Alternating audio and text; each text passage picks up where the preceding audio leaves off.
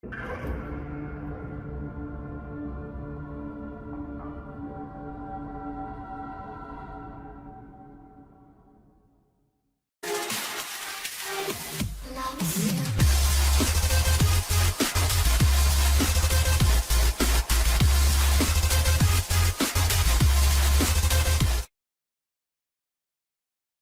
est finalement arrivée entre 18h et 18h30. Je veux mourir. Tu lui as dit quelque chose? Oui, je lui ai dit que je l'aimais. Et puis tu lui as tiré dessus? Oui, Kip lui a dit qu'il l'aimait et lui a tiré 2 balles derrière la tête. Ouais, bon, je termine mon quart de vin rouge et je suis tout à vous. Voilà, non, je rigole bien sûr. Bonjour tout le monde, c'est U, comment allez-vous? Écoutez-moi, ça va pas mal. Alors, aujourd'hui, on se retrouve pour parler d'un sujet bien triste, malheureusement. Mass Murder numéro 3, donc forcément la suite de la série. Donc l'épisode numéro 2, il me semble, je l'ai fait il y a environ 2 semaines, si je dis pas d'ânerie, si je ne me contredis pas. Donc, épisode numéro 3 qui suit. Entre-temps, il y a eu 3 épisodes de Serial Murder, donc ça fait beaucoup. Ça prend beaucoup de temps. Mais cet épisode-là, justement, Mass Murder 3, j'avais absolument envie de le faire. Donc pour dire que, en quelque sorte, je vais pas dire que ça va être dur à dire, hein, je sais. Mais je vais pas dire que je me suis attaché au tireur, mais un petit peu. Donc voilà, en faisant cette vidéo, justement, je pensais pas que ça m'arriverait, mais je me suis attaché, justement, à Kip, comme je l'appelle, Kipland. Donc voilà, donc je vais vous en parler du mieux que je peux. Tout d'abord, il est intéressant de préciser, excusez-moi, qu'il y a un reportage justement qui est sorti, donc le top 15 adolescents tueurs, et il en fait partie, puisque oui, aujourd'hui, comme dans l'épisode numéro 1, on va parler d'un adolescent tueur, donc Kipland Kinkle. Alors, trêve de blabla, ça fait déjà 1 minute 25 que je parle là comme ça, donc c'était juste histoire de vous présenter le sujet, et on va tout de suite commencer par justement le but de la vidéo. Alors, Kipland Kinkle est né le 30 août 1982 à Springfield, dans l'Oregon. À sa naissance, il avait déjà une grande sœur, donc qui était elle une grande athlète et qui avait des résultats scolaires toujours brillants. Donc ses parents à lui, ils étaient tous les deux professeurs, et donc de 1986 à 1987, les Kinkle, donc qui étaient 4, passèrent une année sabbatique en Espagne. Donc Kipland ira vivre dans une école. Cette école primaire était non anglophone. Donc pour vous dire, il habite aux États-Unis et vient en Espagne dans une école primaire non anglophone. Le professeur parle seulement en espagnol et toi tu captes pas un mot, donc forcément l'apprentissage pour lui sera extrêmement difficile. De retour à Springfield aux États-Unis, il s'inscrira dans une école, mais dut redoubler dès la première année, jugé trop immature avec un manque d'émotion. Donc la deuxième année, certains professeurs voulurent le tester, afin de voir s'il était admissible à un service d'éducation spéciale. Donc un service pour faire cours en France, un service de Ulysse ou de... C'est comment le mot déjà? Ou de SECPA, voilà. Donc, mais il a obtenu un score moyen, donc après un test, justement un test de dépistage neurologique. Donc à la fin de la 4e année, sa 4e année scolaire, il sera diagnostiqué comme dyslexique et possédant des troubles de l'apprentissage. Au cours de sa jeunesse, il rencontra déjà des problèmes avec les autorités, oui. Donc à l'âge de 11 ans, avec des amis, il acheta des manuels destinés à la fabrication de bombes. La fabrication de bombes à l'âge de 11 ans. Bon, à ce moment-là, on sait que t'as quelque chose qui va pas ou que t'as un grain si à l'âge de 11 ans, tu commences déjà à t'intéresser à des bombes. Ou alors, tu veux les utiliser de façon responsable, tes bombes. Et encore, je sais pas si on peut dire qu'il y a des utilisations de bombes de façon responsable, enfin bon. Mais lui, c'était pas du tout ça, c'était plutôt pour... pas pour tuer un maximum de personnes, mais pour faire justement le... Pour faire justement le caïd. Donc, dans sa 8e année, donc 4 ans plus tard, hein, sa 8e année de cours, il sera pris et arrêté lors d'un vol à l'étalage de CD dans un magasin. Il deviendra alors la cible locale. Donc la cible locale, dans son village, oui, il fera honte à ses parents. Donc il était vraiment il avait une mauvaise réputation. Donc ils comprendront justement à ce moment-là, c'est à ce moment-là, ta gueule le camion dehors, que leur fils avait des difficultés. À l'insu de tout le monde, ok. Donc, et sans l'accord de ses parents, il acheta un fusil à canon scié. Un fusil à canon scié. En demandant à l'un de ses amis de le cacher dans sa chambre. Le 4 janvier 1997, il part avec un ami. Alors ça marque un nouveau tournant justement dans sa carrière criminelle. Donc il part avec un ami jeter des pierres. Alors franchement le jeu c'est un jeu vraiment que tout le monde rêverait de faire, hein. Franchement, jeter des pierres sur des voitures qui roulent sur l'autoroute. Non mais comment tu peux être con à ce point pour jeter des pierres sur des voitures qui roulent sur l'autoroute? Non mais, enfin bon, voilà. Donc ils vont même en casser une, ils vont casser une voiture dans leur petit jeu totalement débile. Oui, je le dis, totalement débile, c'est pas un bon jeu, voilà. Et donc ils seront arrêtés une nouvelle fois. Donc oui, il avait déjà été arrêté justement plusieurs fois pour plusieurs actes de vandalisme, mais là c'était vraiment l'apothéose là, parce que on sait pas justement lequel des deux, si c'est Kipland qui a jeté la pierre ou si c'est son ami, mais elle était tellement grosse que ça ressemblait presque à une tentative de meurtre. Donc à la suite de cet incident, quelques jours plus tard, il sera donc examiné par un spécialiste qui ne trouva aucun signe de trouble de la pensée ou de psychose. Donc cependant, il souffrait et se trouvait en grande dépression. Donc plus les jours avançaient et plus il se comportait bizarrement. Donc un jour il eut une terrible dispute avec son père et donc Kinkle savait que ses parents préféraient sa sœur car elle était intelligente. Je vais pas dire contrairement à lui parce qu'il est pas débile, mais il se rend débile en faisant justement des jeux de je jette des pierres et je vole des CD. Mais voilà, autrement il était loin d'être débile, il était juste dyslexique à la base. Donc elle en plus sa sœur justement, elle avait pas de problème avec la justice. Et donc cette pensée le rongeait, il n'en pouvait plus de décevoir ses parents. Alors le 26 février de la même année, donc même année, hein, vous avez peut-être oublié, année 1997. Il sera condamné à 32 heures de service communautaire pour son acte de vandalisme. Donc le jet de pierre, hein, bien sûr. Donc par la suite, malgré des visites régulières avec le psychologue, son état s'aggravait et ne s'améliorait pas. Au contraire, mais lui, donc Kipland, était très fort pour dissimuler son mal-être. Donc il était en grande dépression. Donc je sais pas vous, mais moi, enfin non, je pense pas vous, mais moi ça me rappelle énormément justement Dylan Klebold, donc le tireur de Columbine, donc qui lui aussi était dans un état de dépression, le même état de dépression justement, à peu près que Kipland. Donc le 23 avril, il sera suspendu 2 jours après avoir agressé un étudiant qui l'avait bousculé dans le couloir sans le faire exprès. Alors un étudiant le bouscule dans le couloir, non, il va pas lui dire c'est pas grave, il va pas lui dire, il va pas être gentil avec lui. Non, il va l'agresser. Bon. Alors le 29 avril, il est de nouveau suspendu, mais cette fois-ci pendant 3 jours après avoir jeté un crayon sur un autre étudiant. Le 2 juin, son psychologue recommande l'utilisation d'antidépresseurs et Kinkle sera rapidement placé sous Prozac, la seule chose qui semblait fonctionner. Alors le Prozac, pour revenir en parler de cette chose, je suis désolé, je vais faire de nombreux rapprochements avec l'épisode numéro 1, avec justement la fusillade la plus connue des États-Unis, celle de Columbine. Mais lors de la fusillade, donc Eric Harris n'était pas sous l'emprise de drogue, comme j'ai pu le dire, ou de substances dangereuses. Il était sous l'emprise donc de Prozac, qui à forte dose peut s'avérer extrêmement dangereux, et qui peut donc, à forte dose, le Prozac peut engendrer un comportement psychotique. Voilà. Donc le 27 juin 1997, je tiens à préciser, hein, on n'a pas changé d'année, on est toujours dans l'année 1997. Donc son père l'autorisa à acheter une arme à feu afin qu'il puisse se détendre sur un terrain de tir prévu à cet effet. Donc son père lui offre une arme à feu, donc il va prendre des cours de tir dans un club de la région et se procurera un Glock calibre 19 à cadence semi-automatique.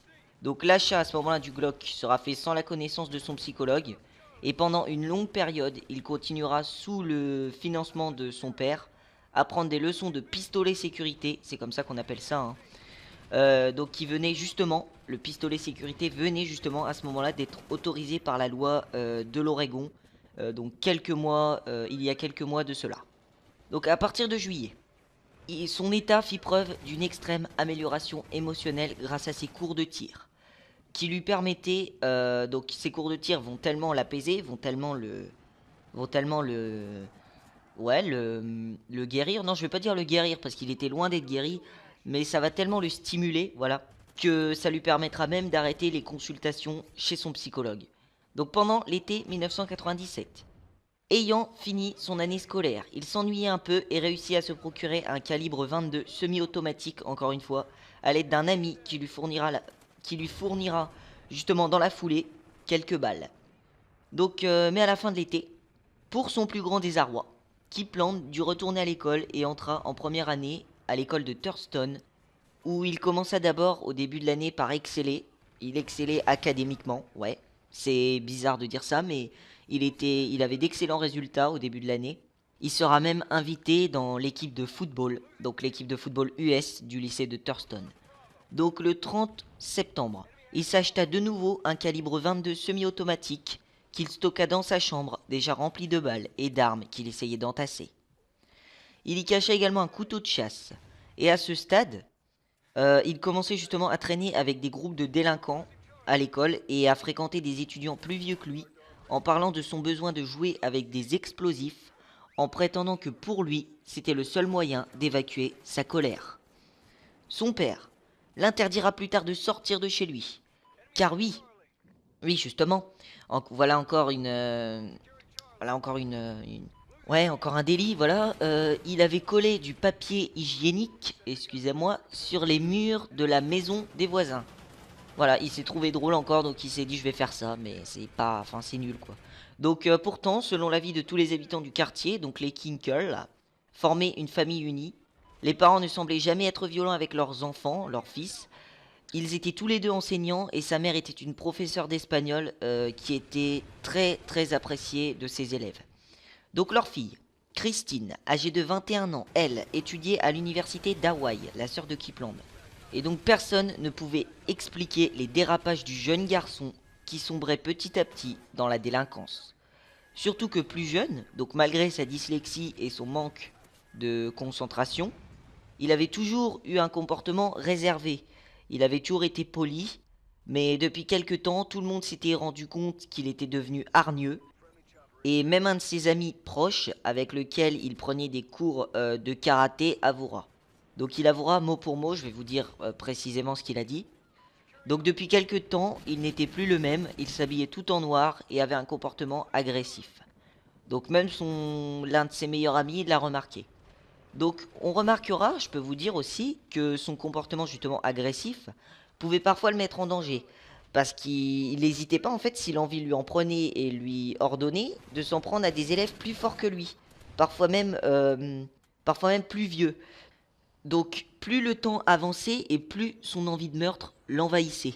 Donc Sean Davidson, une camarade qui prenait le quart de l'école avec lui tous les jours, dira qu'elle l'entendait tout le temps parler de meurtre et d'explosion.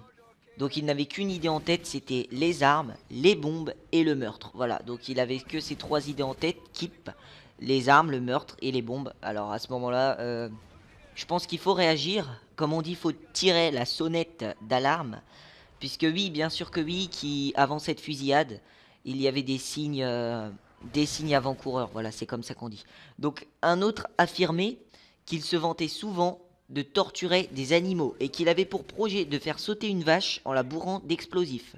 En cours, il était tout le temps assis au premier rang et ne se manifestait jamais. Il ne se manifestait jamais, à part pour faire une remarque morbide. Il est assis au premier rang, il participe jamais au cours, il parle que très régulièrement avec les gens de sa classe, il va parler plutôt avec les délinquants et les gens qu'il apprécie, mais à chaque fois qu'il parle, c'est justement pour faire une remarque déplacée ou une remarque morbide, voilà. Donc en mai 1998, alors que son année se poursuivit, il acheta un pistolet Beretta calibre 32 à un garçon nommé Ewert pour 110 $ qu'il cacha dans son casier personnel. Donc le 19 mai, à 8 h, soit quelques jours après justement la vente du Beretta. Donc le propriétaire du pistolet, qui est Scott Kenney, donc c'est le père de Ewert, appelle l'école pour signaler la disparition de son arme. Donc son arme de service, puisqu'à la base il me semble qu'il fait partie des forces de l'ordre. Donc il en profite justement pour dire que cette disparition est l'œuvre d'un ami de son fils qui lui aurait volé. Donc à ce moment-là, Scott Kenneth, je sais pas, qui est policier, il appelle le lycée de Thurston, il appelle le proviseur et lui dit justement que un ami de son fils aurait volé l'arme Beretta. Mais en réalité c'est faux puisque Ewert l'a vendu à Kipland Kinkle. Donc à 9h15, Kinkle se rend et avoue au détective être en possession du pistolet. On retrouvera le jour même le Beretta entièrement chargé dans son casier personnel. Donc à ce moment-là, on retrouve un Beretta calibre 32, chargeur 6 coups, entièrement chargé dans son casier personnel. Donc il est responsable et devant la loi et il est responsable également devant son lycée. Puisque dans le règlement, bien évidemment, aux États-Unis, même si on est aux États-Unis, on n'a pas le droit de porter une arme. Et encore moins si on est mineur, on n'a pas le droit de l'emmener en cours, hein, vous vous en doutez bien. Et oui, donc forcément, il est responsable devant la loi et justement devant le lycée. Donc le directeur du lycée décide alors d'exclure définitivement les deux jeunes hommes pour cet incident. Et Kinkle et Ewert sont conduits au poste de police. Et ça va à ce moment-là qu'ils ne reviendront certainement plus jamais à Thurston. À 15h, le père de Kinkle est appelé pour venir rechercher son fils au commissariat. Lorsqu'il rentre chez eux, son père menace son fils de l'envoyer au pensionnat après ce nouvel écart.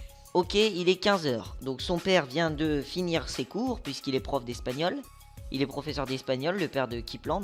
Et donc il finit ses cours et il est appelé justement par le lycée de son fils qui aurait bien sûr été viré après avoir possédé une arme à feu. Donc il est viré définitivement à ce moment-là. Il ne peut plus rien faire pour éviter cette exclusion. Et son père le menace de l'envoyer dans un pensionnat. Donc à 15h30, soit une demi-heure plus tard, Kip en profite pour aller chercher le fusil dans sa chambre. C'est alors qu'il passe à l'acte. Alors écoutez bien, c'est triste, je vous dis c'est très triste. Donc il tue son père, il va tuer son père d'une balle mortelle à l'arrière de la tête alors qu'il était en train de boire son café. Il traîne ensuite le corps dans la salle de bain et le recouvre d'un drap. En attendant le retour de sa mère, il reçut de nombreux appels téléphoniques. C'est à ce moment-là qu'il va recevoir de nombreux appels téléphoniques. Et à chacun de ces appels, il dira que son père n'est pas disponible pour le moment. À environ 18h30, soit 3 heures plus tard, sa mère, Faith, revient et monte les marches du garage. Kipland se tient debout au-dessus et lui tire une balle dans la tête en lui répétant qu'il l'aime. À ce moment-là, il se tient au-dessus justement des marches du garage, il lui tire une balle dans la tête et ses derniers mots à sa mère seront « Je suis désolé, mais je t'aime ». Donc il traîne alors le corps en bas des escaliers et en voyant qu'elle n'est pas morte, il lui tire 3 autres balles dans le visage, presque à bout portant. Donc cependant, malgré le sang, il l'entend encore respirer et lui tire une balle en pleine poitrine qui lui sera fatale. Sa mère s'est pris en tout 5 balles. Donc la première, il lui met dans la tête, sa mère s'effondre, il la traîne en dessous des marches, en bas des escaliers du garage. Ensuite, il voit qu'elle n'est pas morte et qu'elle bouge encore, il va lui tirer 3 balles à bout portant dans le visage. Donc à ce moment-là, le sang est quand même présent abondamment sur le sol. Et justement, malgré tout ce sang, malgré cette hémorragie, je ne sais pas si on peut dire cette hémorragie, je m'y connais pas trop dans ce domaine-là. Donc il l'entend encore respirer et il lui tire justement une balle dans la poitrine. Et cette balle dans la poitrine lui sera fatale. Donc comme pour son père, il recouvre le corps d'un drap et désespéré appelle un ami pour lui dire qu'il vient d'être exclu de son lycée et qu'il ne sait pas comment faire. En réalité, lorsqu'il appelle son ami, il semble encore se demander justement pourquoi est-ce qu'il vient de faire ça, pourquoi est-ce qu'il vient de tuer ses parents. Donc le lendemain, un peu avant 8h, Kipland, ayant la mort de ses parents sur le dos, la mort de ses 2 parents sur le dos, se rend à Thurston, armé de plusieurs pistolets en empruntant la voiture de sa mère. Sur le chemin, il conduit rapidement, grille tous les stops, sort de la voiture et passe sous le préau comme pour se rendre en cours habituellement. À ce moment-là, il va croiser un autre élève. Donc l'élève lui demande mot pour mot « Salut Kip, ça va ?» Donc Kipland, à ce moment-là. Il va lui répondre justement « Tu ferais mieux de partir d'ici, il va se passer des choses pas très jolies. » Donc quelques mètres plus tard, il se retourne et tire sur Ben Walker. Donc Ben Walker, 16 ans, qu'il touche dans la tête. Il continue en tirant sur un autre garçon en plein visage et entre dans la cafétéria remplie de 150 élèves qui attendent leur premier cours de la journée. Alors, il y a 150 élèves justement dans le réfectoire, la cafétéria. Alors sans rien dire, il va monter sur une table, recharger son fusil et commencer à tirer à volonté en direction des tables en visant les élèves qui paniquent et tentent de s'enfuir ou de se cacher. Il va blesser alors plusieurs élèves et Michael Nicholson rampe sous les tables après avoir reçu plusieurs balles. C'est à ce moment-là que Kinkle choisit de se diriger vers lui et de lui tirer une balle dans la tête pour le tuer. Aucune réanimation ne sera possible. Le jeune homme meurt dans la cafétéria. Après avoir tiré partout et sans réfléchir, en blessant de nombreuses personnes, il est à court de munitions et essaye de recharger. Un lutteur de 17 ans, Jacob Riker, élève de terminale, se jette dessus, accompagné de son frère et d'un autre garçon qui se joindront à eux dans une lutte féroce. Riker reçut 2 balles dans l'estomac, mais réussit à le désarmer, tandis que tout le monde se joignirent aux adolescents et immobilisèrent Kinkle à terre qui ne cessait d'hurler.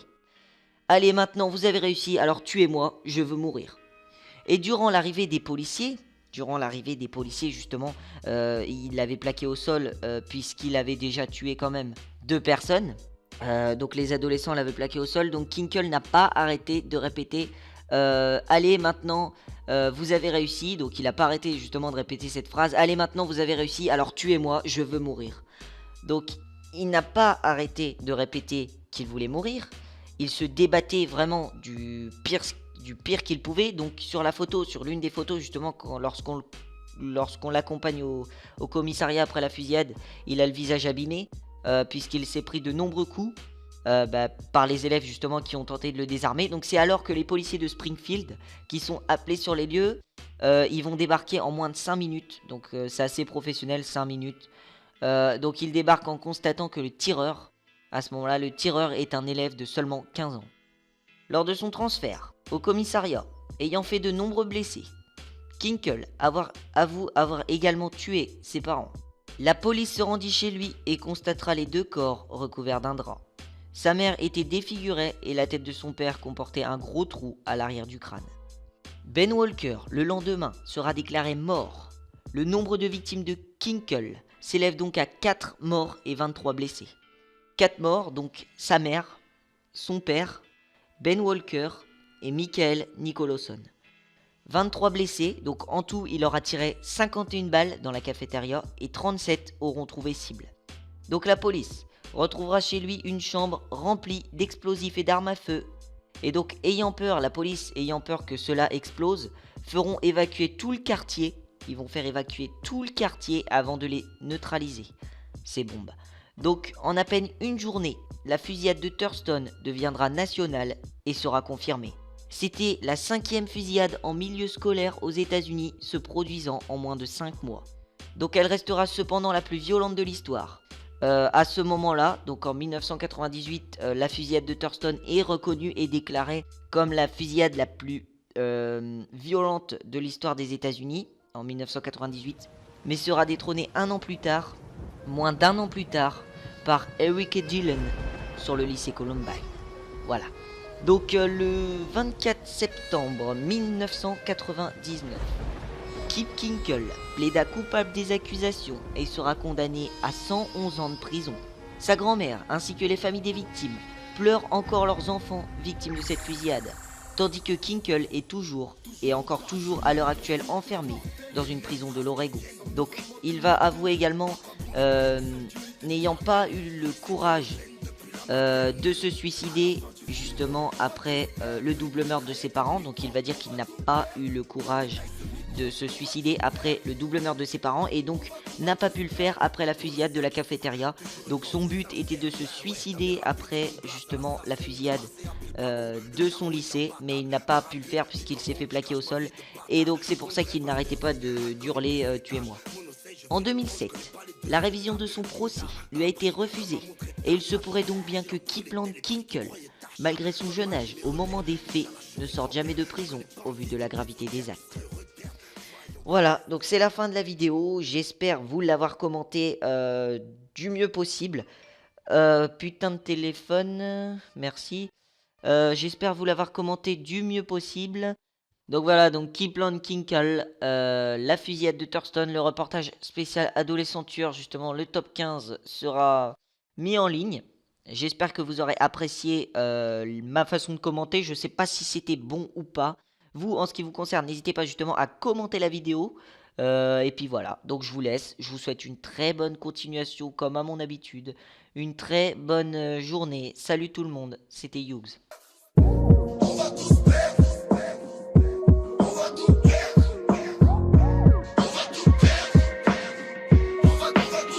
Toujours opérationnel pour foutre le bordel. Les mêmes phrases qui reviennent. Sommes-nous vraiment des modèles? À quoi bon lutter? Seul Dieu est éternel. C'est dans nos gènes depuis la maternelle. À la fin du film gros, on va tous perdre. Plus de mitraillettes et de micro, on va tout perdre. D'un détail ce micro, on va tout perdre. On va tous perdre.